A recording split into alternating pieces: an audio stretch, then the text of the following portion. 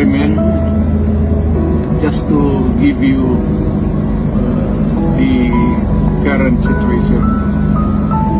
I am about to land sa gate. Galing ako Dubai, stopover for it's a long haul, it's a long flight. Okay ako, doon na touring. And I think this is something to do with the law and order noon. At sinasabi ko naman sa mga polis, military na trabaho kayo at